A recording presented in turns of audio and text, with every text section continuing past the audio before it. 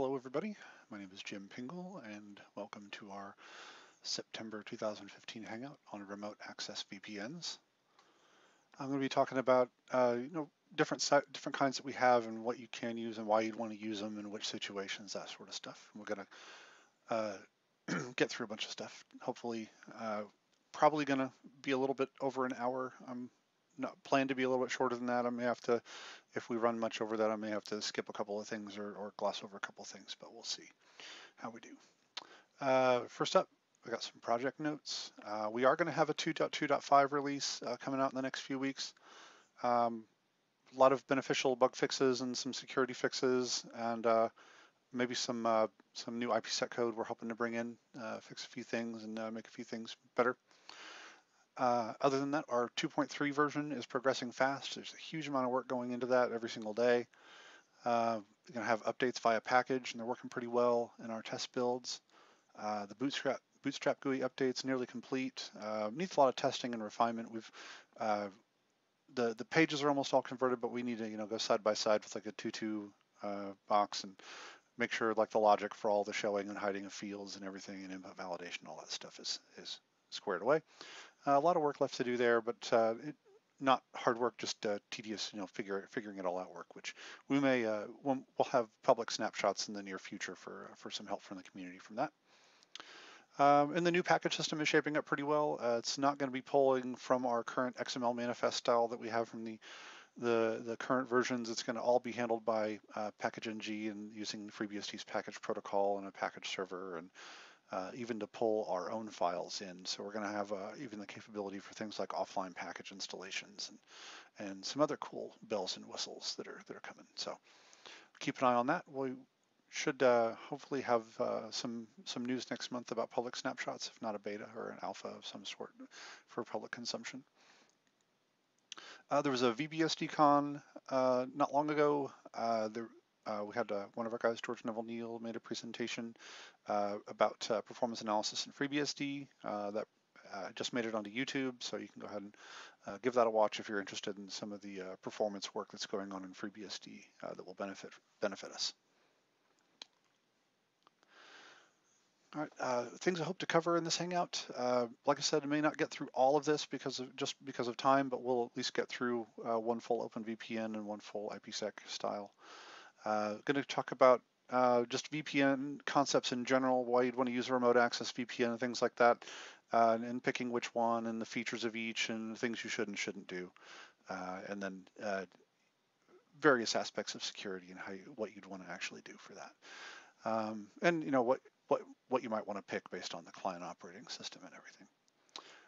And in terms of setting up the servers, I'm going to show you at least a Windows installation and an Android client installation. I don't have an OS 10 box or an iOS 9 device, or I'd try and show those. But it's really quite simple, not that different from most platforms. So it should be. We do have some info in the book and also on the wiki for how to set up some of those things as well. But we'll show you a couple of different client setups just to give you an idea of how they go. All right, getting right to it in our overview. So why would you want to use a VPN, a remote access VPN? The biggest reason is it's a secure means of accessing either local resources or even internet resources across untrusted networks. Whether that untrusted network is the internet in general, an unsecure wireless hotspot, or just any sort of network you don't control, airport, coffee shop, whatever. If you want to get from where you are back to anything else and minimize the amount that people could actually intercept or sniff or see what you're doing, you want to ride that over a VPN. It also can be used to protect things that can't protect themselves. Like you might have an insecure device like an IP camera or something that doesn't support HTTPS or has very weak authentication, something that you would not want to expose to the internet in general with a port forward, but if you put that behind a VPN, it's much more secure and you have a lot less worry about exposing a device with a weak stack to the internet at large. So there's two main types of remote access road warrior style VPNs on pfSense. We have OpenVPN and IPsec. OpenVPN itself has several subtypes. SSL TLS has per user certificates, where every user has their own certificate. There's user authentication, where it does purely just authentication. And there's also a mode that combines both, so it does per user certificates and user authentication both at the same time. And there is also IPsec, and IPsec has several modes. The ones we're going to focus on more are the IKV2 types. They're a little bit newer, might be a little unusual for some people, but they're a lot in modern operating systems and versions of things. They're pretty widespread. So we got IKV2, EPMS Chat v2, IKV2 EPTLS, and then we have XAuth PSK and XAuth RSA, which people might be more familiar with. The XAuth RSA and XAuth PSK, they use user authentication. PSK is just simple pre-shared key. RSA involves user certificates. Similar, the EPMS Chat v2 is user authentication. EPTLS has per user certificates as well. I'll get into more detail on all of that in a couple minutes here. A couple of things you want to avoid.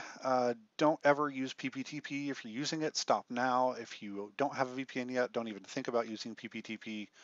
The protocol's been completely broken.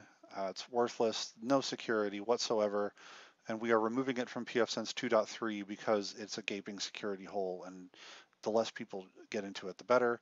If somebody is insisting you use PPTP, please convince them that it's not worth their time, and it's very insecure. A lot of people are, insisting on using it for one reason or another, but it's past its time. It's got to go. L2TP IPsec, technically it works, but we found very inconsistent behavior in clients, especially if you got a Windows box and that Windows box is behind NAT, it generally won't work. And you might find little differences in the settings, it needs this little tweak to work on Android, this little tweak to work on Windows, this little tweak to work on iOS. So it's very hard to find a configuration that can be dialed in for everybody. And so we generally don't recommend it, even though support is there and it is a secure type. Everybody involved has pretty much moved on to IKV2, and they've stopped trying to care about making it work very well. Notably, there's some strong swan issues with Windows, and strong swan says it's a Windows bug, and Windows really doesn't care to fix anything because they've moved on to IKV2. Also, there are plain IPsec tunnels with only pre-shared keys and no other authentication.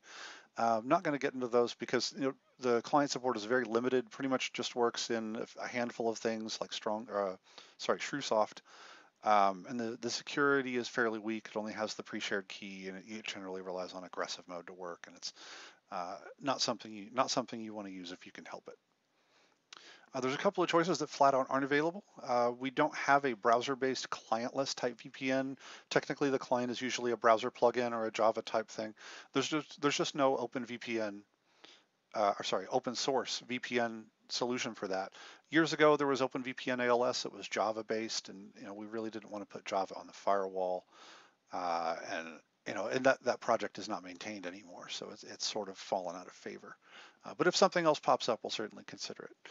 Also, there's SSTP, which Microsoft likes now. There is a soft ether VPN that says it can be an SSTP server, but we haven't really gotten in to evaluate that or see if that's something we really want to include. It looks promising, but we need a lot more research in that area before we can pick that up.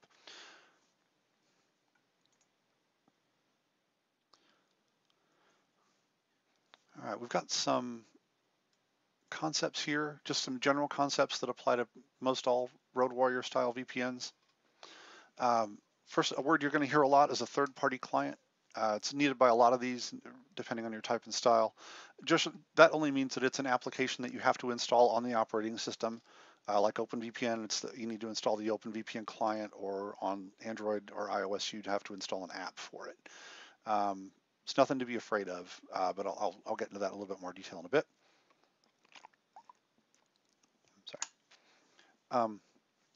I'll talk about split tunneling versus tunneling everything. Split tunneling means you only tunnel certain specific things across your VPN, like your LAN network, your DMZ network, or something like that. However, the client behavior differs a lot. Some clients will honor the request, some won't. All OpenVPN will work just fine with split tunneling, but IPsec, it's inconsistent. So like a Windows native IKV2 client will just tunnel everything no matter what you try to do. iOS and OS X will honor it depending on what you want, and Android, it depends on the type and client and everything. So it's best to just plan on tunneling everything across the VPN if you can. When you do tunnel everything, you do need to make sure you accommodate that in outbound NAT and client DNS settings. Outbound NAT should be handled automatically for you if you're on automatic, but if you switch to manual outbound NAT for whatever reason, you will need to consider that. You'll have to add NAT rules for your VPN network subnets. Also with client DNS, with either IPsec or OpenVPN, you want to make sure you push a local DNS server to these guys, because otherwise, if they're trying to connect to the DNS servers they were given by their ISP or whatever connected, odds are when you connect to the VPN, that DNS server will no longer be reachable. So you want to make sure they do have a DNS server across the VPN they can get to. Whether that's a local DNS server or something like 8888.8844 for Google public DNS is up for debate, but it's whatever works for you and your clients. Another concept that's just too varied for me to cover everything is getting the client configuration to your devices. You don't want to use an insecure channel to do that. Think something like email is, it's going to go in the clear. It's going to hop through at least one or two different servers to get there. And you don't want somebody's user certificates and credentials sitting there in email unless you have no other choice. Don't transfer them over an insecure connection like email or FTP or HTTP. If you do them over HTTPS, make sure that you have it set up in such a way where they can only get it. I've seen people use stuff like Google Drive where you can lock a file down to just being available to one person, or some other distribution method like that. Physical transfer is possible, and it's really a good way to do it if your platform supports it. Like on iOS, I know with OpenVPN client, if you plug in an iOS device in iTunes, the OpenVPN app shows up in iTunes in a way where you can drag a config file onto it, in iTunes, or you can email it. Not ideal, but you can do it. With Android, you can do a file transfer via USB tethering to the computer. Just drop it in like your downloads folder over, when it shows up as a drive, or however you manage it, depending on your device and what the operating system shows you. Another option I've got open here is they have these little USB on the go media things. If your device supports it, it's got a USB port on a standard USB port on one side and a little micro port on the other. So you can drop some files on the thumb drive on the computer and then plug in the other side directly into the phone's charger port, and it will pull files up that way. So very slick. You can also do file manager via network share, like EF's File Explorer will do it, where you can browse to a network share, but you need to be careful with network shares, making sure that a user can only see their own files. Or you can, if you got an SCP client or however you want to transfer that. And same with Windows and OS 10, you got a thumb drive or physical transfer, something if you can do a physical transfer is best. But you need to make sure with your physical transfer that that it's very well controlled. You don't want to just pass around a thumb drive full of everybody's certificates to everybody. Do something individual, or have a trusted admin doing the installs with possession of the drive. I know a lot of people may not take that very seriously and just leave things laying about or just put everything everywhere. Which, yeah, if you're very trusting and you have good users, it might be okay, but just don't do it. I mean, I will commit that sin later in this demo because just to ease things through, I have put all of my certificates and things on a file share for the local network where I'm testing this stuff from, but that was only to ease deployment. Another thing you could do is connect from these devices to the firewall GUI, but again, it's also kind of a bad idea if you don't trust the machines, because say somebody had a virus, you wouldn't want to go logging into the firewall from that. Well, and if they had a virus, you don't want to be installing a VPN on there anyway. So got to be careful with the client machines.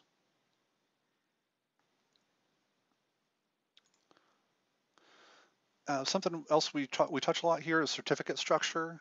There's just a bit too much to cover everything here. It gets used for OpenVPN in every type, and also for IPsec if you're using one of the IPv2 types, or if you're using XAuth and RSA. You can manage the certificates on the firewall in the System Insert Manager, which I'll show a little bit of, or you can manage them elsewhere and import as you need. When you do import from elsewhere, you really only need the CA certificate, not the CA key. You only need the server certificate and key, and then if you intend to use like the OpenVPN export package, you may have to import the user certificates and keys to the firewall. If you don't want to use the export package, then really all you need is the CA cert and the server cert and key. You want to use a different set of CA and certificates for each VPN, especially if they have different access levels. Like for example, you don't want to set up two VPNs for two different sets of people. Like you don't want to set up a VPN for some group of people you don't trust, like vendors, and a group of people you do trust, like your network administrators, and then have them in the same pile using the same CA.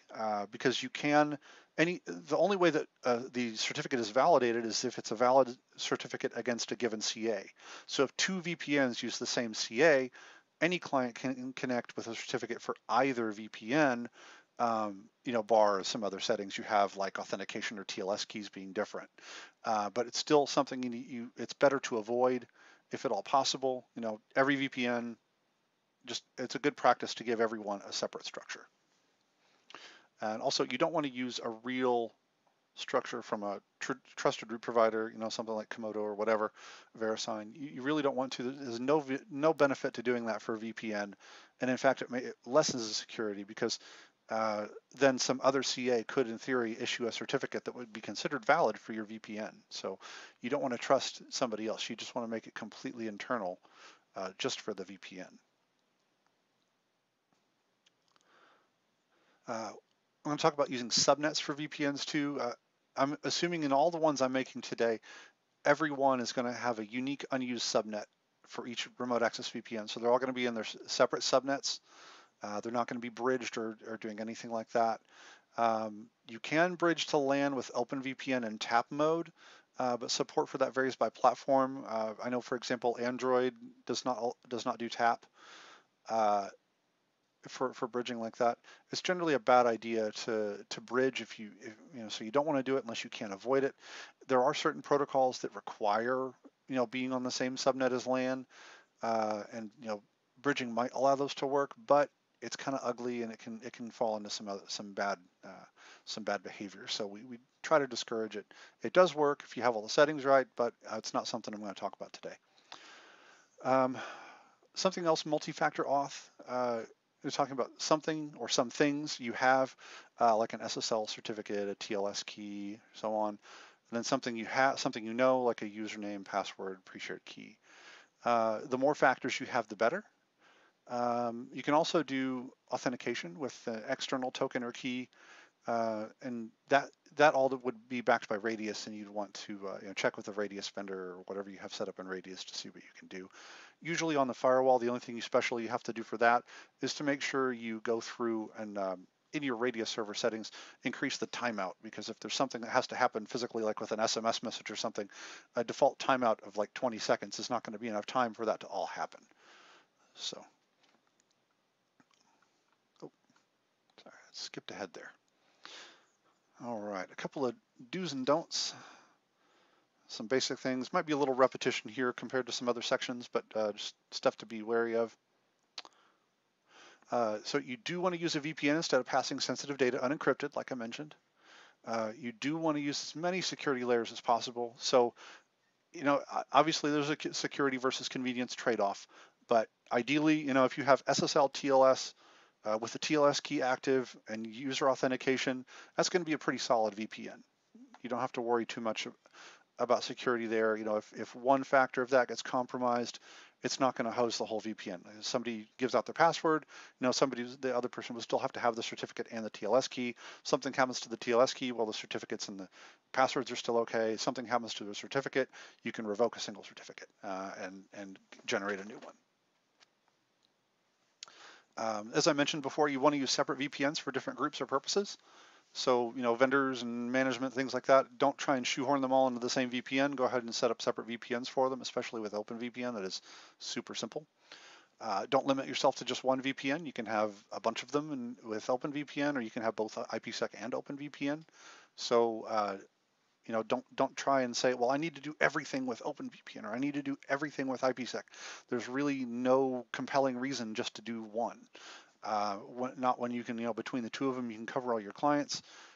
It's kind of silly and arbitrary to force yourself just to use one, even if you think you're standardizing on something. Well, it's against your best interest to try and force yourself to just use one.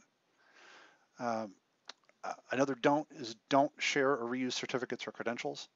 So don't let multiple people use the same user certificate, or don't let multiple people use the same password. It's very tempting to set up something for a group, like I'm going to give the same credentials to everybody in group X or Y, and just don't do it. Sure, you can. There are workarounds to allow that to function, like the duplicate connections option, but it's just not secure. If something happens and one person's machine gets compromised or stolen, whatever, then you have to issue new certificates to the entire group. Whereas if you just have, one certificate per person, you just have one certificate to revoke and regenerate, and it's less work for you in the long run. And same with credentials. Everybody should have their own unique accounts. Everybody should have their own unique password. So don't share like that. And in a lot of cases, that may be a requirement for certain things like PCI or whatever regulations you might be under anyway, but it's worth reiterating, don't do it. I know it's tempting, it's very convenient, but don't do it. Don't store passwords insecurely in plain text files. So if you're gonna ship an OpenVPN configuration to somebody with the password saved in plain text, with the OpenVPN client, like you can read it, you may as well not even require the password at that point. It's just silly. It's not going to help anything because this password is stored right there with the rest of the credentials, and it's a little bit different on platforms that might have some sort of secure credential storage, but if you're talking about just putting that username and password right there, just don't do it. Just back it off. Just make your VPN SSL TLS only, or then be done with it. If you're trying to work around to make it convenient, just make it more convenient overall, and just eliminate that useless requirement. Also, don't be afraid of third-party clients. Requiring a native client is irrational. I know a lot of people say, well, I need to use a client built into Windows. Well, yeah, that's all fine and dandy, but if it can't do what you need, there's no reason why you can't. I don't know what people's resistance is to that, but like, oh, I'm willing to install a Cisco client, but I'm not willing to install OpenVPN. Well, that's just silly too. Just use whatever works for your organization, and don't be afraid of solutions just because they aren't native to the operating system. Because quite frankly, if we'll see in a chart coming up, there's not one native choice on every operating system that's really going to get you where you need to go. So don't be afraid of that. If you have to install something, there are usually multiple choices. Find something that's trustworthy, or just whatever works. Just so don't fall back on that crutch of saying, well, I need a native client. Well, you don't. There's just kind of a silly thing that a lot of people say it, but they don't really understand why you don't really need it these days. It's just might have been a good point at one point in time, but these days it's just not not doing it. It's especially if you're going to install Firefox, what's the big difference between installing an alternate browser and installing an alternate VPN client, especially if it's one that a lot of people find trustworthy. I don't know, seems silly, but something to consider. And again, like I mentioned on the last slide there, don't give in to the temptation to bridge a VPN if you can avoid it. A lot of people do it because they think it simplifies things when in fact it can make things more complicated. So just be wary of that. All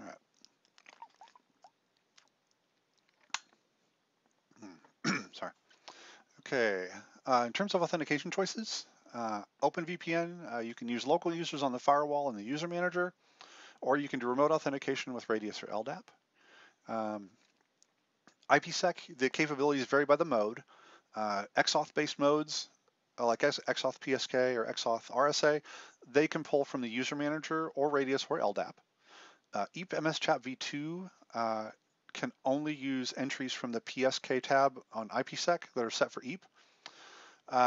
Plain PSK entries can be on the PSK tab in IPsec, or they can be on user accounts though generally we don't encourage that mode, like I mentioned, but multiple places that can pull from anyway.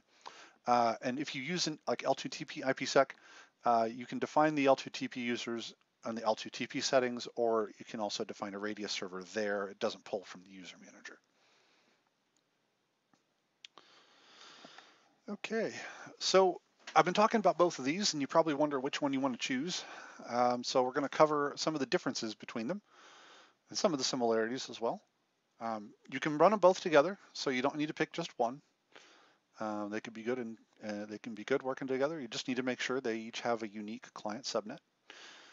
So there's no, you don't have to, just like I said, don't force yourself into thinking you only need one. If you can do both, serve all your needs, use them both. OpenVPN, at least in my opinion, it's a more consistent experience across all platforms. The clients are going to behave in a very uniform fashion, because in most cases, OpenVPN is OpenVPN is OpenVPN. On every platform, you're going to have the vast majority of the features are going to be the same. There might be some platforms that are a little quirky in a couple of different places, but it's not usually huge differences. OpenVPN can be a little bit more flexible in how it operates and what you can do, especially with how you route things across there, how you can route things selectively, or in term, even especially in how operating system clients handle the split tunneling and things like that. So it's a bit more flexible. OpenVPN, in most cases, actually in every case except for one I can think of, it requires an external client or app. Unless it's built in. I mean, even on Linux, the OpenVPN client may be there, but you may have to install something like a network manager app or whatever to be able to configure it in the GUI. But that's, again, varies by operating system. OpenVPN can obtain some of its settings from Radius. You can pull client IP addresses, routes, firewall rules, and DNS from Radius with OpenVPN, which I covered all that last month on our Radius and LDAP Hangout. If you missed that, it's in the archive. IPsec is a widely accepted standard, so you'll see it fairly ubiquitous. It's everywhere. However, the client types that are built into operating systems can have very different capabilities. Like they may do IKV1 but not IKV2. They may do IKV1 but they may only do it in XAuth modes. So you don't know exactly what they all support until you go and research it. But I've got a list and a table here in a minute that I'll go over. OpenVPN and IPsec in XAuth mode can do Radius and LDAP, like I mentioned in the last slide. IPsec and EPMS Chat v2 can only have local users. You have no limit to how many OpenVPN instances and configurations you can have. So you could have a dozen OpenVPN instances, each with slightly different configurations, or more than that, or less than that, whatever.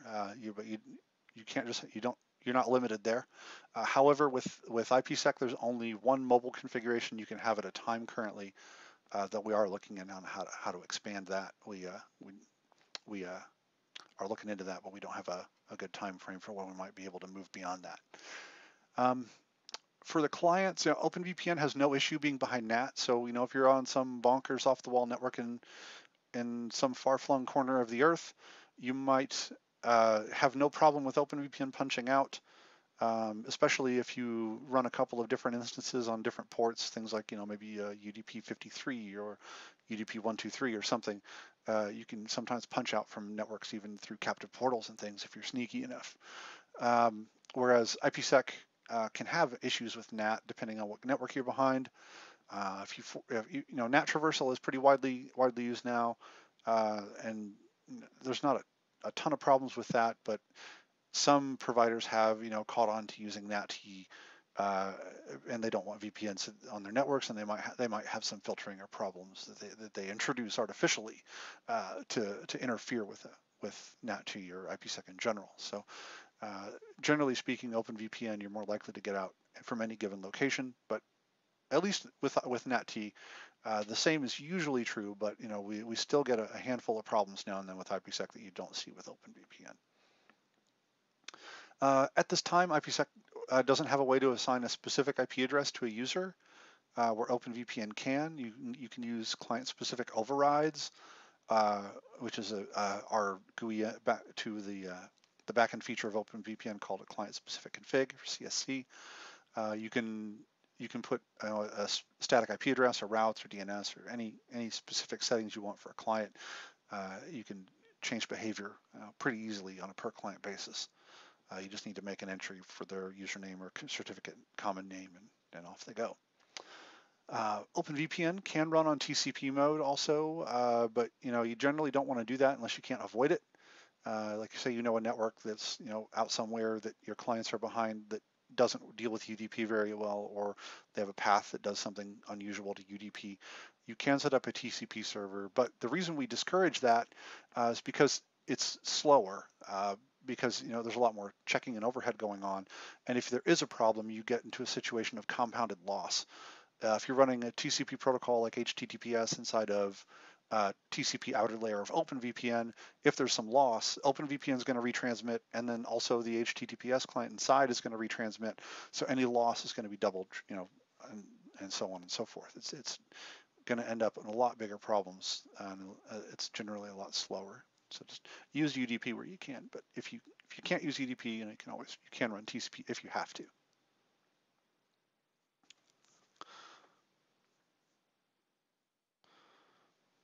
All right. Looking at this client availability list we've got here, as you can see, there's not really any one system that's going to cover you everywhere except for OpenVPN. IKV2 types will get you closer if you have current versions of every operating system. No, obviously, except for the SNOM-Gealing phones. So like on Windows, you'll have native IPsec for IKV, with IKV2, EPMS Chat v2, or EPTLS on Windows 8.1 and later. And those work beautifully. They're a little quirky to set up, but they work very nicely. On Windows below 10, like XP through 8, you can use the ShrewSoft client for either like pre-shared key mode or XAuth pre-shared key or XAuth RSA. The ShrewSoft client, last I knew, does not work on Windows 10. There doesn't appear to be an updated client for that. I don't know. There might be some other third-party client you can find. That's why I filled it with question marks. It's just because it doesn't have native support, but I don't know about if there isn't another client that works. There might be. I'm not sure. So on Android, one thing to note on Android, before you can set up a VPN, it forces you to have a pin or a pattern lock, some sort of one of the secure locking features. I don't think it lets you just have a face lock, but it wants to protect the certificate and credential storage, so it forces you to turn on a lock before you can do it. Just an extra step of, just to keep that in mind. We prefer the OpenVPN for Android app. Works very well. There is an OpenVPN Connect for Android. It works okay, but it's not. I don't know. The features on the OpenVPN for Android app are a lot nicer in my experience than the other. There is native XAuth support in most Android versions for XAuth and RSA. XAuth and PSK used to work on our 2.1x versions, but now that we're on 2.2 with Strong Swan, there is a bug in the Android client with how it handles some certain NAT payloads, and it prevents it from working properly unless there's a couple of hoops you can jump through to make it work on Android. Like, I think you have to set it to main mode and take out the identifier. However, that breaks it for other platforms. So, you can make it work, but due to that bug, it's kind of inconvenient. But if you use XAuth and RSA, it should work fine. That just means you have the extra step of getting a certificate onto the device. Let's see. There is a Strong Swan app for IKV2 support. So that's a third-party app you have there, and I'll show that app in a little bit when I get into demoing the IKV2 stuff. It's very simple to use, very nice, very lightweight in terms of what you need to do. So I've used it only briefly when working with this, but it's wonderful as far as I can tell. I like OpenVPN, but that Strong Swan app is very nice as well. A little bit easier to get going if you have the capability of using the IKV2, especially the MS Chat v2 and the EPTLS is even easier. Just once you have the certificates made, getting them onto the device and loading them up, it's just a few taps here and there, and then off you go. For iOS less than 9, so like 8 and below, and OS 10 before El Capitan, um, you have XAuth PSK and RSA in with the built-in Cisco type client. Does work. And with iOS 9 and OS 10 El Capitan and later, they do have IKV2 support. I don't have a Mac on hand or an iOS 9 device to double check how that all worked. But last I heard, they just brought forth those features. Apparently they were there in the previous version, but they didn't have a way to use them. I think there was a way to build a profile or something to let it work, but on the latest ones, it should be okay. Like I know on iOS 8 it was there, but it was hidden. iOS 9 it's exposed. Also, iOS, there is an OpenVPN Connect app you can use. It's fairly straightforward. And also with OS 10, you can use either the TunnelBlick free app for OpenVPN, which some people have had some trouble getting it to work, but you can also use the Viscosity paid app. It's about $8 or $9 a seat. I can't remember, but it's very, very nice, very beautiful client, worth every penny if you have Mac users. And we do have our export package as a way to export a Viscosity bundle, so you can put that to use. It's very nice. On that last line there for Snom and Yealink phones, those are nice little handsets that come with support for OpenVPN built in. So our export package can output the little tar file format they want. You can upload that to the device and go on. There are some limitations to that, like your CA and certificate structure for those phones can only be SHA-1, not SHA-256 or something more secure. And you can also only use SSL TLS. You cannot use an authentication type. But I don't have one of those handsets to demo, but I've set those up for customers before, and they end up really happy because you can put that phone out in the wild. It dials the VPN itself, then it registers over the VPN, and off it goes. It's nice. You don't have to worry about the audio security going in the clear over the internet. All right, this is just a text representation of that grid, more or less. All right, so moving on to just talking about OpenVPN here. Choosing a style that you want to set up. Every OpenVPN remote access mode can have a TLS key, and you usually will want to turn that on. There might be a rare exception where you deal with something that doesn't like a TLS key, but really, it's not worth the trouble. It's on by default. It's just a checkbox, and it's an extra TLS key that it can be generated automatically by our GUI. It's an extra factor of authentication, and it can protect OpenVPN against some SSL attacks. Things like a Heartbleed was pretty much a non-issue for anybody who had TLS enabled on their SSL stack. So it's good. You can be a little bit more comfortable having it open to the world with TLS on like that. So it's always good to enable that no matter what you're doing here. SSL TLS user auth together, it's the most secure mode, multiple factors of authentication because you've got your certificate, the TLS key, and user auth.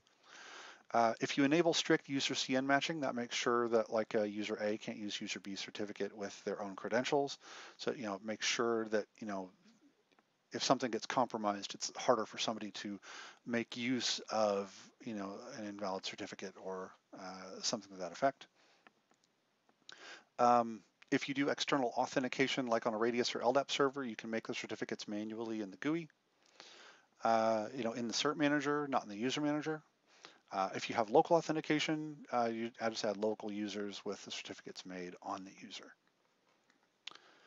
So if you decide not to use that mode, you can do just plain SSL TLS, so you just have user certificates.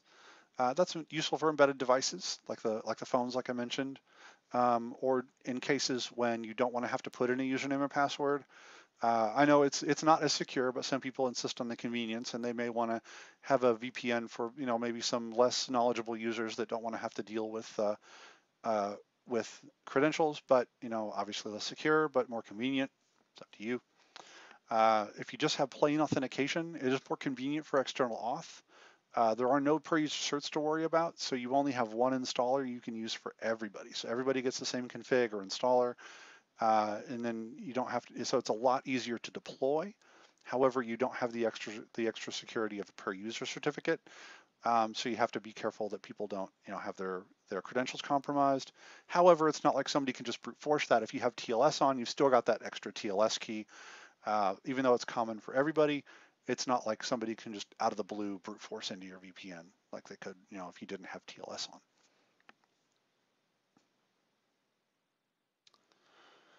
Okay, so I'm going to run through what you would do for an OpenVPN remote access server here. You can either set it up manually or via the wizard. I'm going to go through the manual way just because the wizard is a piece of cake if you know the manual way. And I'd rather show you a little bit more detail rather than water it down. We do have the links there in the presentation, and it's on our doc wiki, a whole walkthrough for using the wizard. So it's or actually I think it's yeah, it's the wiki article does run through the wizard rather than the manual method. So before you do anything else, you want to make sure that you go into the user manager. If you're going to use external authentication, you want to define your authentication server here. Make sure it's up and working and everything.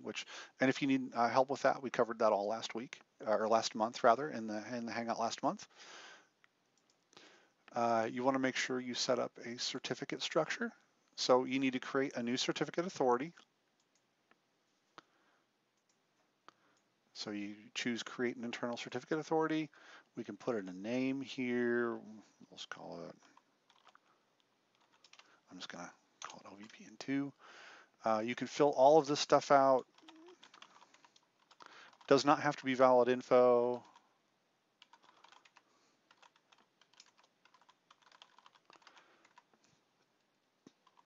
And the common name of your certificate authority doesn't matter too much. So I just need to make it something, a dummy thing there. So made a certificate. After that, you have to make a server certificate, which when you make a certificate, a lot of this information is going to be pre-filled for you. So you don't have to worry about it too much. So call it OVPN server 2. And down here in the, well, first you got to pick the right certificate authority. In this case, I want it to be OVPN2. And for the type, you want to make sure you pick server certificate. Don't skip that. And it will pre-fill almost all this information. And then down here at the bottom, I like to put in the host name of the firewall in DNS, though you could just call it VPN-server, whatever. And save. And depending on your mode, you need to set up your users or your certificates. If you're going to use local users, you set them up here in the user manager. Add a username and a password, and then check this create a certificate box. And then I just fill in their username again because it uses that for the common name. And pick the right CA. And then save that and it'll make them a cert. If you made a user and you want to add a certificate to them, you can do that afterwards. You just edit the user and there's a control in here to create a certificate after the fact.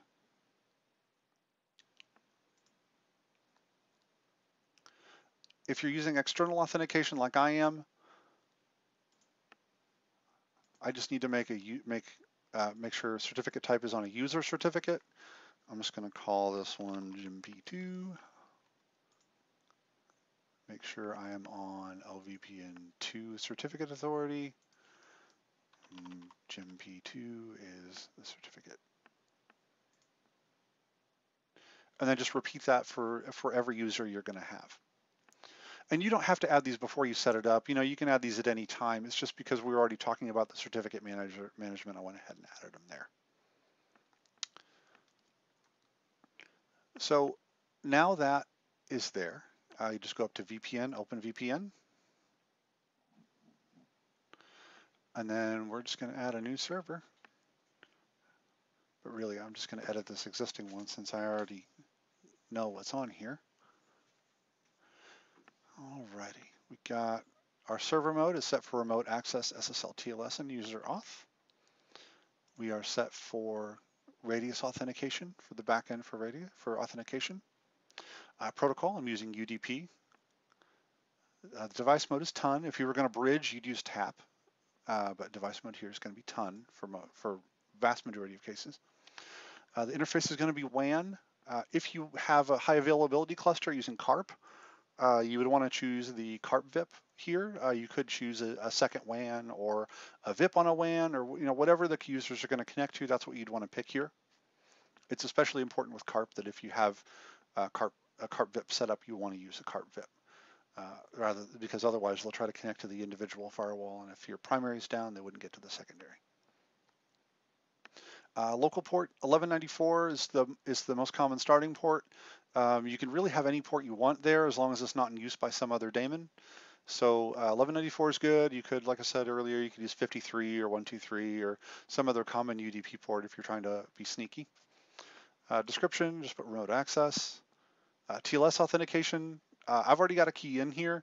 When you first go to create one, it has that option preset. Like if I go here, see it's got already set enable authentication and automatically generate, so it'll make the key for you. You just need to make sure you have your peer certificate authority set to the right one. Peer certificate revocation list, I didn't get into that, but I may circle back to that in a minute. And if you create a certificate revocation list, that lets you keep a list of certificates that are bad. That way, like if somebody's laptop gets stolen or phone gets stolen or whatever, if their certificate is compromised in any way, or even if they left, you can put them on that list and it will stop their certificate from connecting. Just deleting a certificate doesn't make it invalid. You actually have to revoke it. Server certificate, you want to pick that VPN server we made. DH parameters, it's up to you which set you want to use. The higher it is, it's going to take a little bit more resources, but it's a little bit more secure. Encryption algorithm, and I picked AES 256 here. You might find there might be some crazy platform out there that only has AES 128, but usually 256 is going to work fine. Auth digest, the default for OpenVPN is SHA-1, similar to the above. SHA-1 is a pretty safe default. You can use like SHA-256 if you're sure all your platforms are going to support it. Hardware crypto is not going to matter much for OpenVPN at this point in time with modern hardware. OpenVPN in the next major version is going to gain AES GCM support, so it'll hook in really well with AES-NI. And eventually we'll get AES-NI support for other ciphers. So in the future, it will matter more for OpenVPN, but at the moment, it's not going to buy you a whole lot. Certificate depth, just leave this at the default unless you have some sort of weird structure that has intermediate certificate authorities, in which case you might have to raise that up a little bit. But at the moment, just one is fine. Strict user CN matching, I mentioned that already. Just make sure that the user and the username that they enter matches the certificate common name, so that somebody can't use somebody else's certificate. Tunnel network is just an unused local subnet I made here. Just picked it out of thin air, but it was one that was for the site and it was not already in use. You want to stay away from really common things, or any network that you're already using, or either local or remote. So it's got to be unique. Redirect gateway, if you check this box, it will force all the traffic, including internet traffic, across the tunnel. Otherwise, with it unchecked, you can have a comma-separated list of networks here, or like I did, I put in the whole /16 because that was the network for this particular virtual site. But you can use a comma-separated list of networks here. So I could like 10.300/16, or I could have /24, comma 10.310/24, comma so on and so forth. You can set a concurrent connection limit. Like say you only want 5 people on the VPN at a time. That's not a per user limit. That is a total limit. Let's see, compression. Usually adaptive compression is pretty good. You'll want that in most all cases. OpenVPN is good about working with that. It will test the compressibility of the data periodically and enable or disable compression, when it helps or when it disable it when it doesn't. So usually if you're sending a bunch of uncompressible data, OpenVPN compression is just a waste of CPU. But if you're sending stuff that compresses really well, it can save you a lot of bandwidth or make things faster. Type of service, if you're running a handset, that's not a bad option to set because it can help with quality of service. It's unchecked by default because it does expose some information about the packets inside the VPN outside the VPN. So there is a little bit of data leakage, but usually for VoIP with QoS, it may be worth the exposure there. Interclient communication, that's if you want to allow the clients to talk to each other. Most of the time you're not going to need that, though I have seen a couple of rare cases where that's helped. The one case that comes to mind was a customer who had 2 or 3 different web developers, and they each ran a local web server on their machines, and they were trying to collaborate on something, and so they needed to be able to hit each other's local systems. And you'll have to worry about client firewalls and things when it comes into that, but if you want to be able to get from one client to another, you got to check that. Duplicate connections, I sort of mentioned earlier, what that allows is for you to have the same username or certificate connected twice. It's kind of a security problem, which I got into earlier. Though, if you have that checked, they'll be able to be on multiple times. Otherwise, with that unchecked, if a user connects and then connects again, the first session will get bumped off. Where you see that happen a lot is if somebody has a device they accidentally left the VPN logged into, and they try to connect from a second device, they're going to bump each other off typically once per minute. They'll be on for a minute, then they'll disconnect and be off for a minute. Then when the client realizes it's off, it'll reconnect and bump the other one off, so they go back and forth. So if you see something where it's on for a minute, off for a minute, it's clients that are stomping on each other. Dynamic IP is good if you have users that move around a lot, but it is a little bit of a security issue. There may be a slightly higher chance that somebody's session could be hijacked if by chance somebody was able to somehow clone all of their information in session and encryption, all that stuff. But the odds of that are fairly low, and it's pretty convenient to have that checked. So it's not a bad idea to check it, but again, up to you and your policies. Address pool, when that's checked, it will give them an IP address out of your tunnel network. Topology is an interesting one. Some of the older clients, especially on Windows, don't support it very well, but it's just a different IP address scheme layout. With that unchecked, the normal default for OpenVPN is to hand every client a /30 network out of your tunnel network. So say you've got a /24 allocated there, that's only going to give you 63 clients that can connect at a time. If you need to squeeze more people in there, if you check topology, everyone is just going to use one IP address per client rather than a /30 per client. That can change how some protocols and things are handled on the interface, so just be wary of that. But if all your clients support it, then off you go. But if you got some older clients, older OpenVPN versions that for whatever reason that I can't think of that can't be upgraded, well, the only thing is those Yealink or SNOM phones, they can't upgrade the client on those, so they may not support it. But some other, most other clients, as long as you get them up to a current version, they'll work just fine. DNS options, like I mentioned earlier, if you're tunneling everything across the VPN, you want to make sure they can reach you there.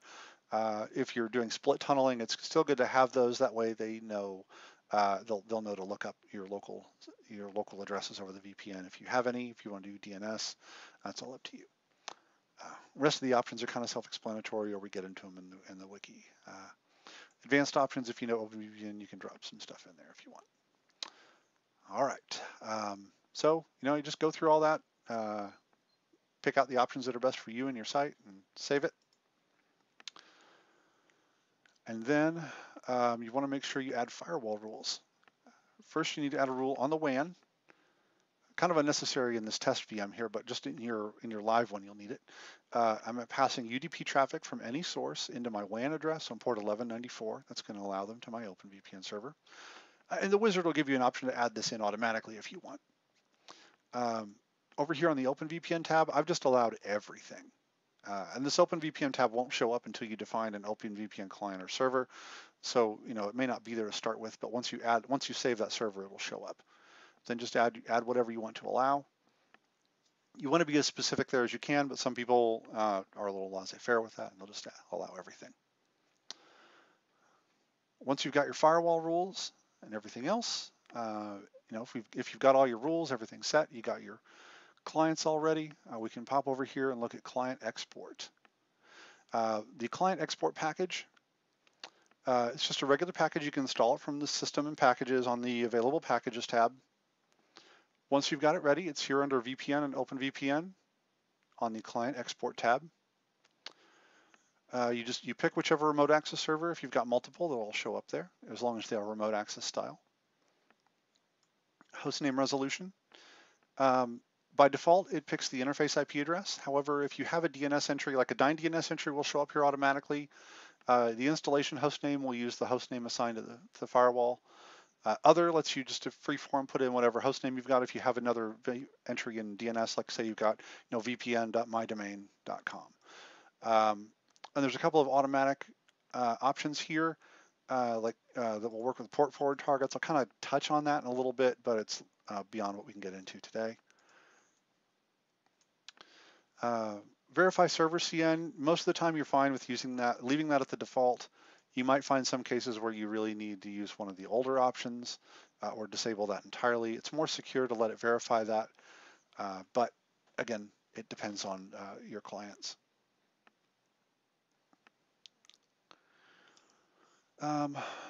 Most of the time you don't need to worry about most of these other things. You can have it store the certificates in Microsoft Cert Storage instead of going it's storing them with the VPN configuration. It's all a matter of preference there. The management interface for this OpenVPN manager, on Windows Vista and later, the OpenVPN client has to run as administrator. So this kind of works around that by letting it run as a service, and this interacts with that to control it. So you don't need to worry about the privilege elevation. But I'm not going to demo this particular thing, but I'll show you what I mean by what it needs for administrative mode. Coming down here, as you can see, each of these certificates are listed with my users and all of the different VPN styles. And these VPN styles will differ just very, very slightly depending on the mode you've got. Like this, for example, is an SSL TLS with external auth. So we've got archive, which will give us a zip file. And because these have a certificate name, this means that this particular certificate will be bundled into whatever we download over here. So this installer, for example, would have my certificate. This would have a different certificate. The archive is a zip that contains an OpenVPN configuration file and the CA cert and the TLS key and the user certificate and key all together in a zip file. That's a long time ago was the recommended method, but it's not really necessary these days. The inline configuration is really the recommended one to use now if you're just deploying the configuration file to multiple platforms. Android is geared for the OpenVPN for Android app that we like. OpenVPN Connect will work with the OpenVPN Connect app either on iOS or Android. And this others is good for like the Windows OpenVPN client or maybe TunnelBlick or other operating systems, Linux perhaps. These Windows installers, it lists the current version it's got there. There are 4 different flavors here, 32 and 64-bit for each one. You can use the 32-bit installers on everything because those installers have the drivers for both bundled in. However, the XP installers will work on Windows XP and later, including up through Windows 8.1 or 10. I think they'll work on 10. And they work okay. However, it uses an older tap driver. The ones that are labeled Win6 will work on Windows Vista and later, including Windows 10. So you want to use whichever one best fits the platform you've got, which if you're keeping up with your operating system updates, it's probably, and you have decent, modern hardware, you're probably going to end up using the 64-bit Win6 installer and off you go. Mac OS 10, there's a viscosity bundle there. You just, if you got viscosity installed, you just download that, click it, it'll import it lickety split. Although it does, viscosity last I checked also does very nicely with the other style inline config. A couple of more examples. If you go to this one here, which is set up for just an SSL TLS tunnel, you'll see there are also exports for 3 different variations of Yealink handsets, and there's one for a SNOM SIP handset. These are little tar files that are made in a special format that these platforms want, that you can you upload it right to the phone, and then it has everything bundled in there. But that is just SSL TLS, no authentication for that. And like this one over here is set up for authentication only with no certificates. So it has one single profile that can be used by everybody because there's no per user certificates, just external authentication. You can use this config file with anybody. So anybody can run the same installer, anybody can use the same config. It will prompt for the username and password when they connect.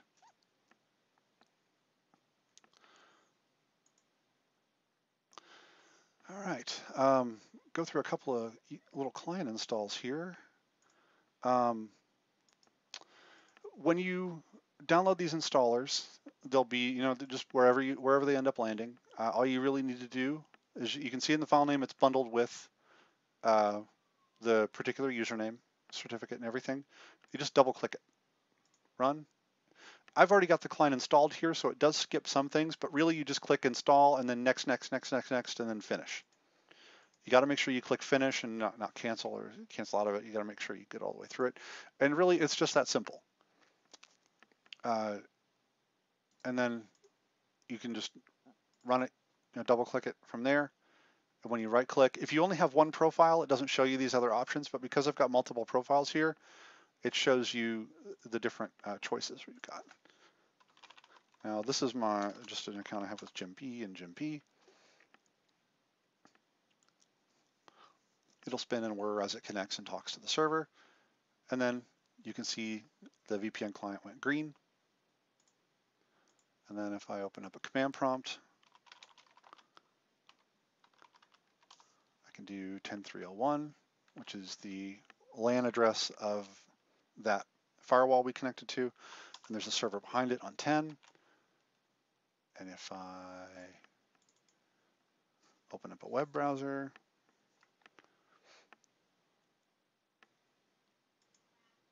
let's go to 10.3.0.10, you can see I was able to reach the web server.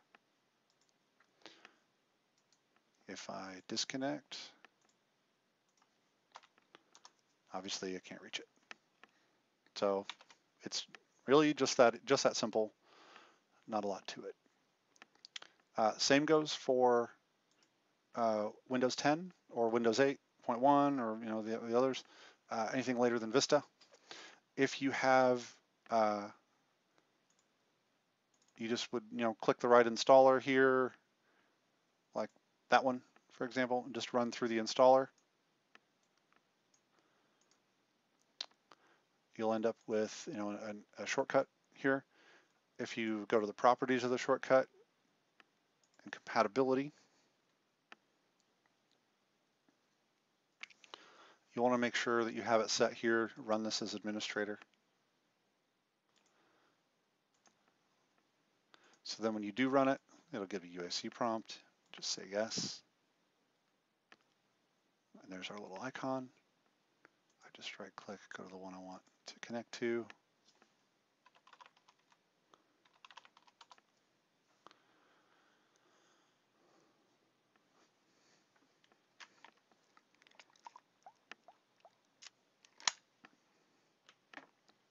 And there we go. And like before, I can ping 10.3.0.1 and 10.3.0.10.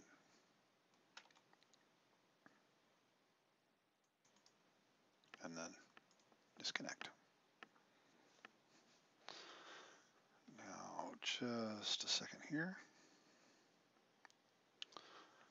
If you go to here, we can see my Android tablet.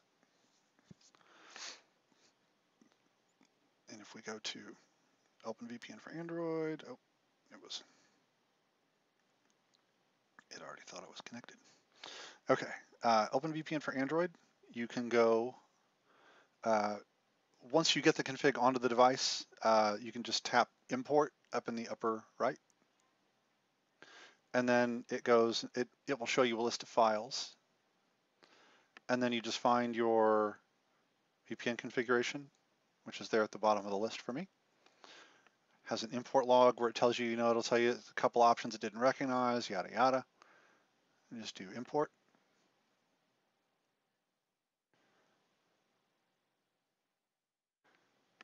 And it shows imported profile. You can tap the 3 little slider settings. You can give it a different name or whatever. Enter in your username and password, whatever you want. I have to tell it you trust this app. And then I just enter my username and password.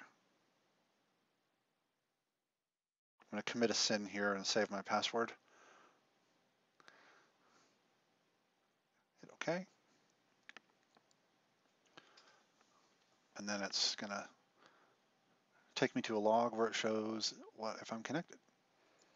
Peer connection initiated and initialization sequence completed. And it shows connected up there in my notification bar. Now, if I go to this network info app,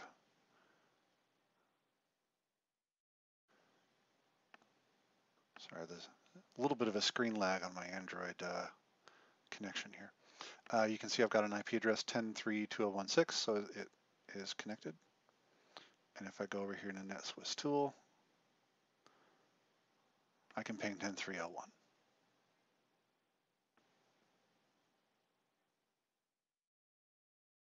There we go. And then if I swipe down from the top,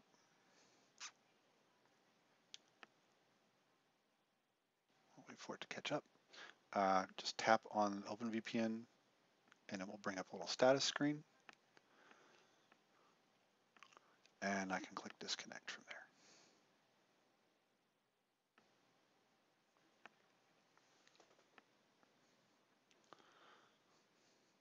And that's all there is to it for OpenVPN.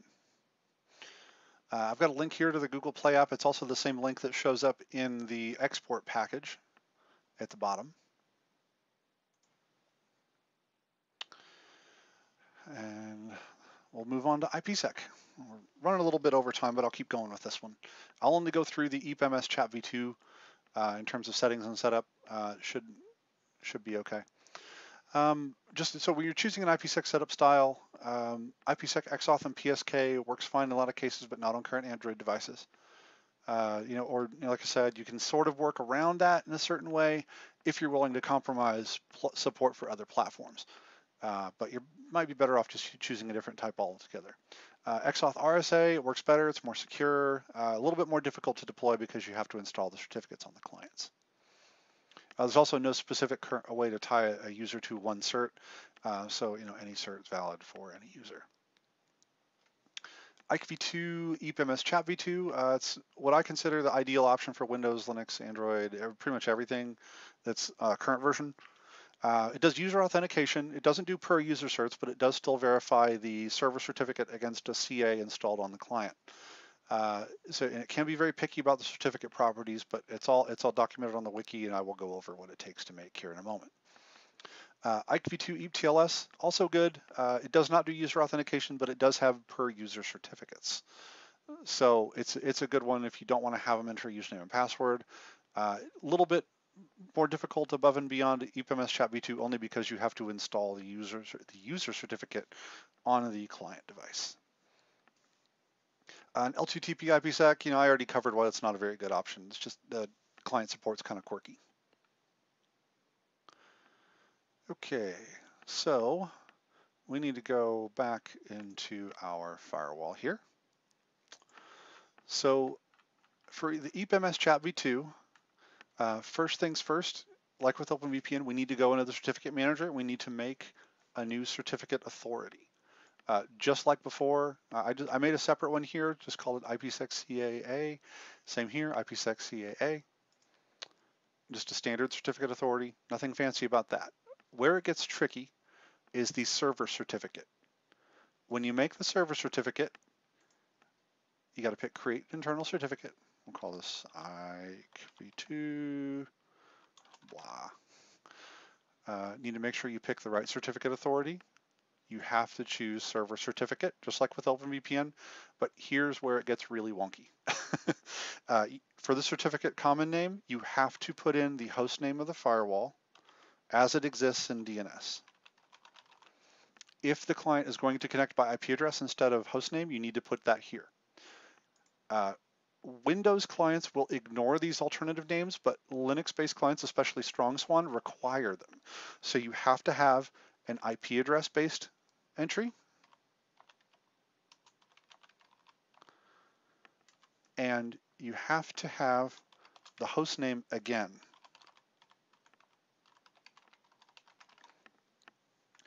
If you chose to put IP address in the common name, you still need both of these in alternative names. So one of them is going to be repeated, but you need to make sure you have the way that your Windows clients are going to connect in the common name, and any other platform, you need to make sure you have both of these set.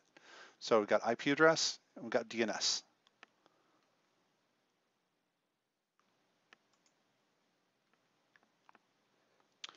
Now we're going to hop over to VPN and IPsec on the mobile tab.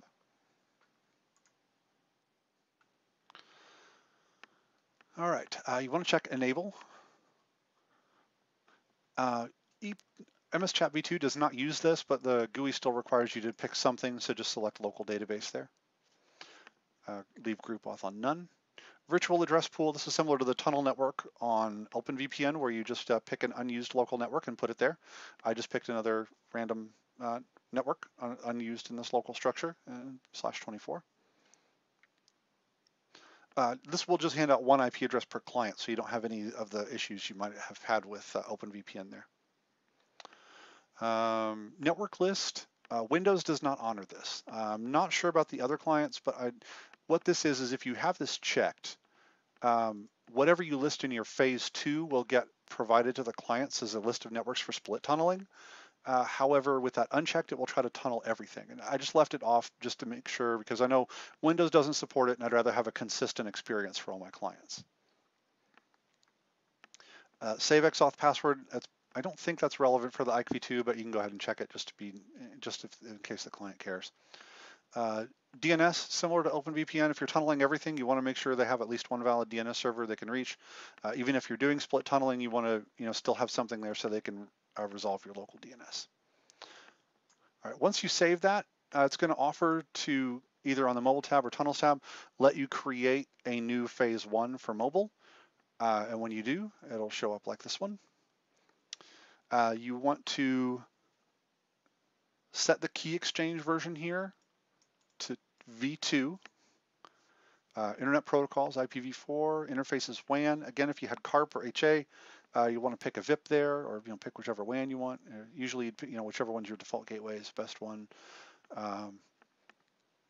Description, I just put what it is: mobile IPsec, IPv2, MS Chat v2, but it's up to you, whatever you want to put there. Authentication method, EAP-MS Chat v2. My identifier, this one's important. You need to make sure it's set to distinguished name and then put the host name of the firewall, or whatever your certificate common name was set to, repeat that here. If it's an IP address, put the IP address. If it's the host name, make it the host name. Set the peer identifier to any. On my certificate, pick the server certificate we made. Like I use IKV2 blah. My certificate authority is the certificate authority all that's under. Encryption, set it to AES 256, hash SHA-256, TH group 2, lifetime 28,800. I've got all these disabled. Mobike, you could enable. It can help sometimes if your clients bounce between IP addresses, similar to the dynamic IP option. You want to enable DPD and then save.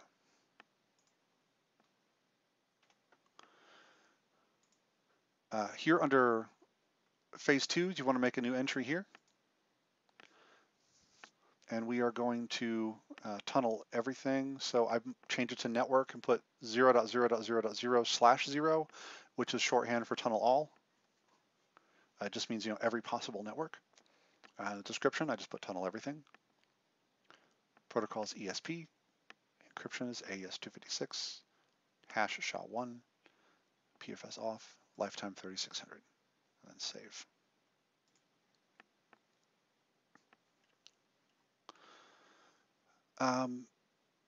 You want to make sure you're over here in your pre-shared keys that you put in. These are basically your usernames and passwords. You put in an identifier. I used an email address style. You can use other styles. The secret type EAP, and then the pre-shared key, which is their password. Eventually, we hope to tie this back into Radius, but at the moment, it's got to be filled in here. All right, with the VPN all set up, we need to go to Firewall and Rules. Unlike OpenVPN, with IPsec, the WAN traffic is passed through automatically, but you do still need to go to your IPsec tab and configure a rule here. I've got allow all rule. You can be more restrictive of that if you want.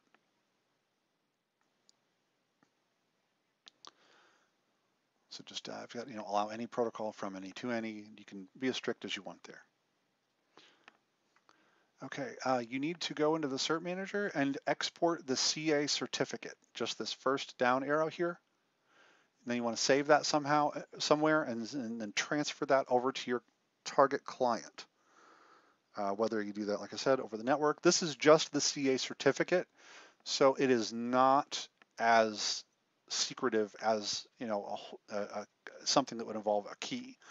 So it's not like you got a client certain key you got to worry about. This is a CA certificate, so to some extent it's more of like a public key. It's not something you want to spread all across the internet, but again, it doesn't need to be protected as closely. So just save that, get it over to your client somehow. So like over here on Windows, what you'll want to do here, and you have to make sure you follow this part very carefully. Again, this is on the wiki. I'm just gonna follow through with you here. So after you've exported it, I've got it saved right here. Just double click it. And then this is on a network share, so it's warning me about that. I just hit open. Install certificate. You need to make sure you pick local machine, and then next. And then a UAC prompt, yes. Then check place all certificates in the following store. Then browse. Then you want to do trusted root certification authorities. And then next. I've already got this one installed here, so I don't need to do it again, but if you just press finish at this point, and then you're fine.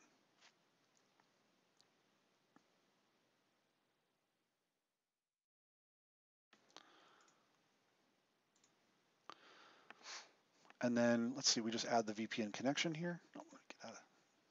If you right click on there and go into Network and Sharing Center, you can set up a new connection or network, connect to a workplace, say no, use my internet connection, I've got to put in our host name.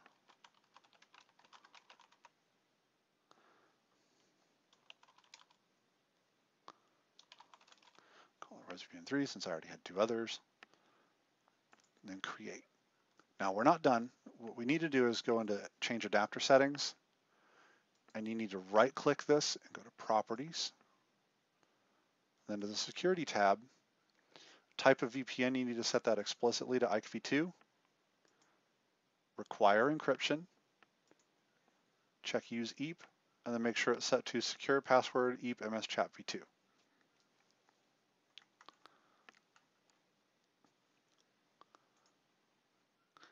And then connect. We need to put in the full identifier we used in the pre-shared key.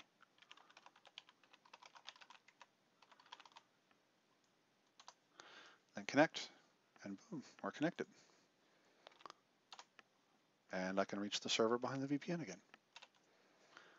Easy peasy. Disconnect, and off we go. EAP TLS has some differences. It's covered on the wiki, but generally it's about the same.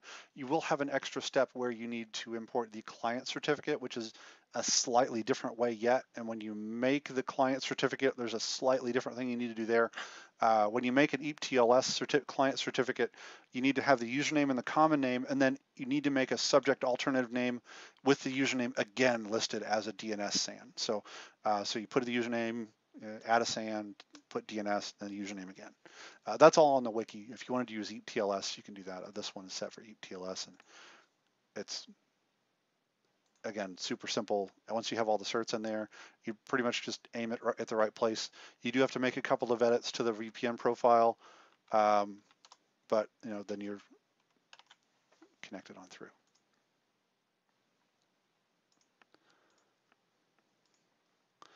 So both of those are good options for Windows.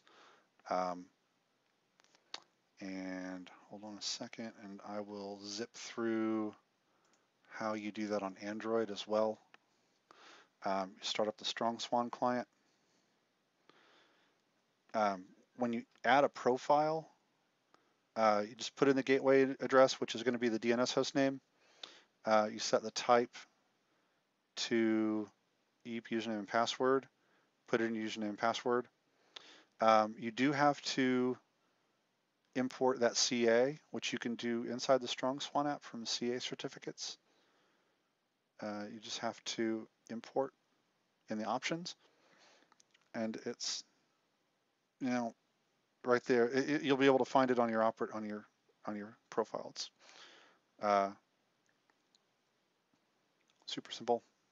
Once you've got that in, really, you import it, you create that profile, you just give it the IP address, the username, password, and you're on. I'll pop over here in the NetSwiss tool and I can connect. And then similar to OpenVPN, you just swipe down, disconnect. That's it.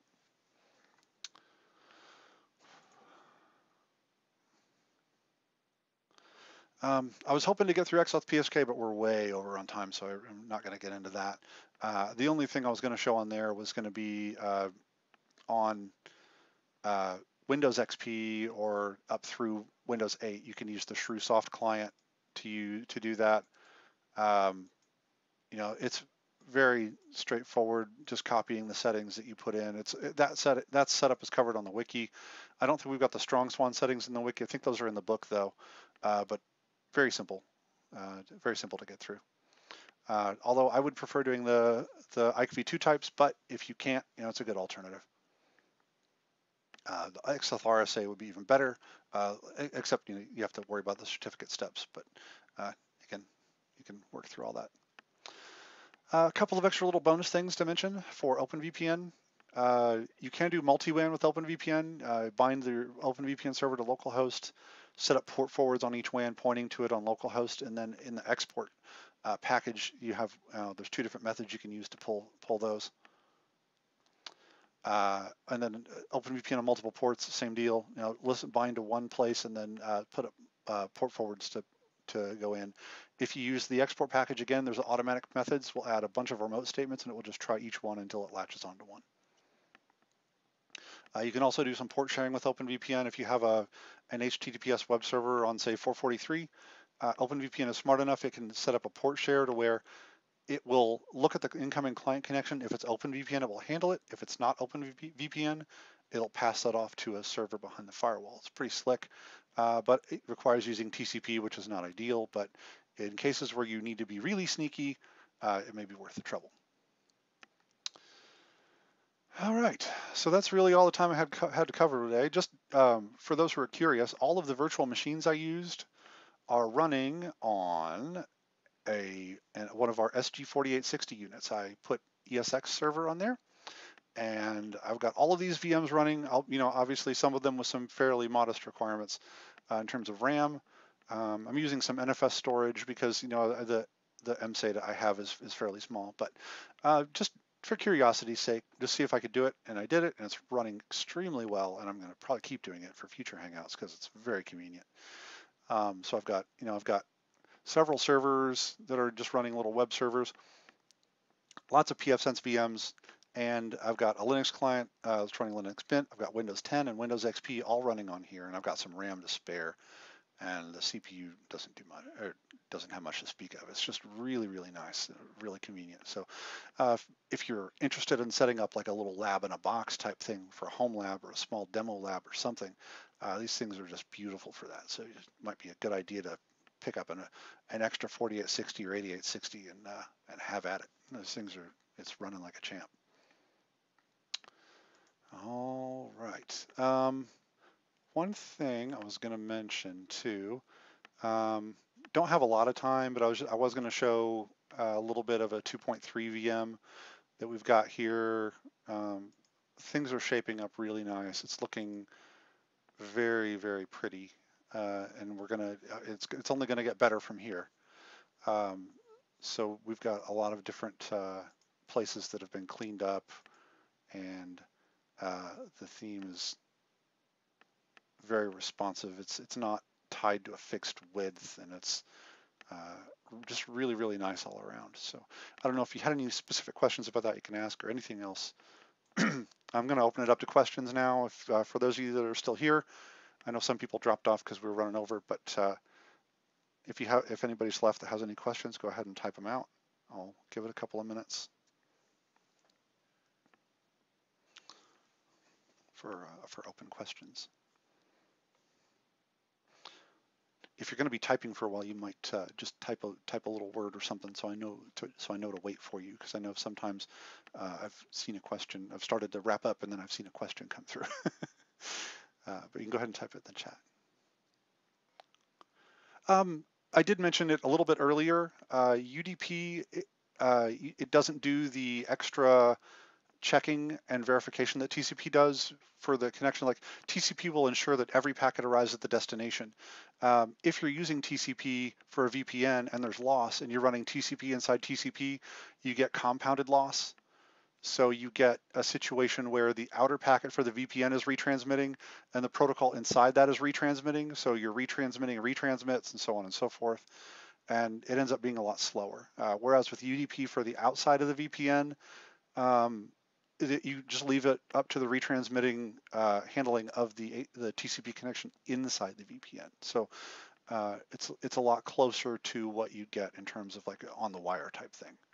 And it's also in general tends to be a lot faster in terms of transport, even for other protocols. So just because TCP is nice because it is very reliable, but that reliable works against it for things like this. So for some similar reasons to why you don't want it for things like audio and video, because sometimes you don't care if it arrives, if it arrives in the wrong order, it's going to hurt you more than it helps you. For pfSense to pfSense, IPsec or OpenVPN, that's up to you. I'm not really not doing site to site for this one. We have done a couple of hangouts on site to site. It might be time for another one, but really, I like OpenVPN everywhere. But as time goes on, IPsec is getting better, especially if you have AES and I hardware. IPsec with AES GCM is going to blow the doors off of anything else performance-wise. When should I set up an interface for an OpenVPN instance just to add rules? There are several reasons you'd want to do an OpenVPN instance on its own. One of them is for isolated rules. Also, there are a lot of other cases when that makes sense. There's a lot more than I can really get into right now. A few months ago, I did a hangout called Advanced OpenVPN Concepts when I talked a lot about that. So you might go in the Hangout archive and look at that, or at least pull the slides. There are a ton of reasons why you'd want to do it, but not all of them are things that you'd want to see in a very standard setup. It's some things are very nice to have, but a lot of people may not need them. Can you run an OpenVPN site to site across multiple WANs, one tunnel in each WAN? Yes, you can. That is also covered in the Advanced OpenVPN Topics Hangout from a few months back. Let me find out which month that was specifically. Give me a second. That was Advanced OpenVPN Concepts was a year ago. It was last September. That's all. It's up in the Hangout archive if you want to do that. I just didn't mention any of that stuff now because I wanted to focus just on remote access for today.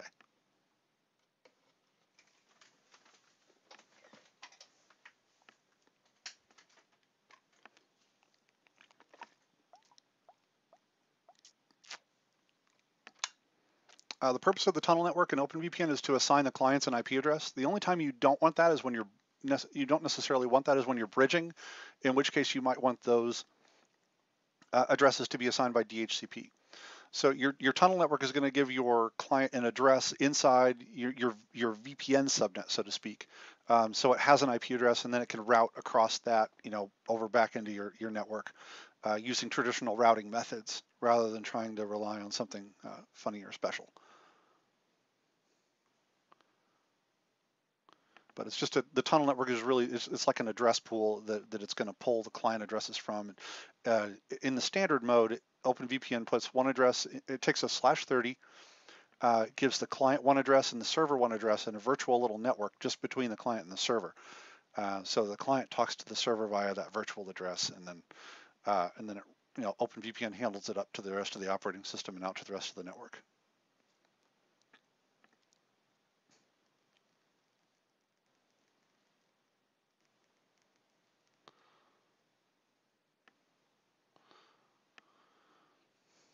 All right, anybody else?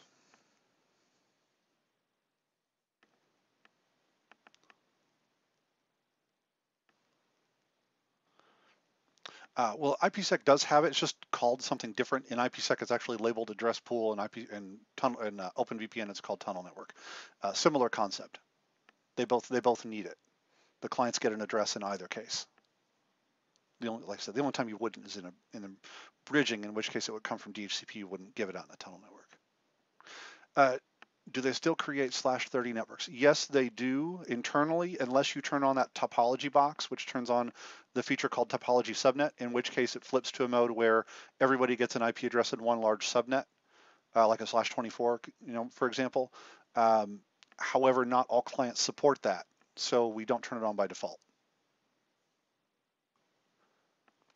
As we do every month, they will show up in the Hangout archive on the website. If you log in at portal.pfSense.org/members, in your available resources, when you log in, there should be a link that says Hangouts Archive. And in there, you'll see videos and slides for every Hangout we've ever done.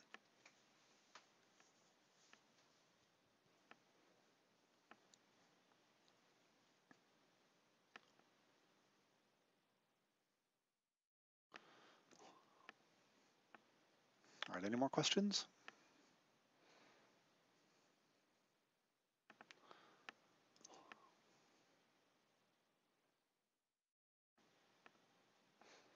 I was waiting on people to type. I don't know if anybody can spot the theme in the in the naming scheme this month. Every month I try to come up with something a little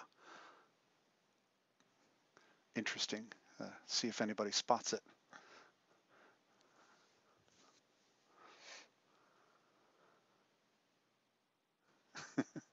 If you look in the open tabs across the top, it's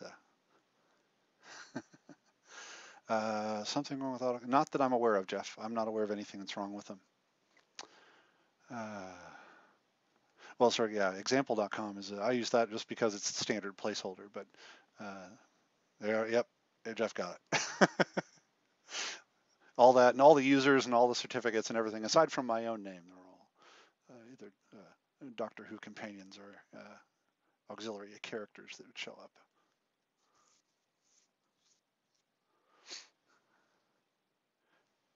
Yeah, I didn't feel like typing out Amelia versus Amy all that time.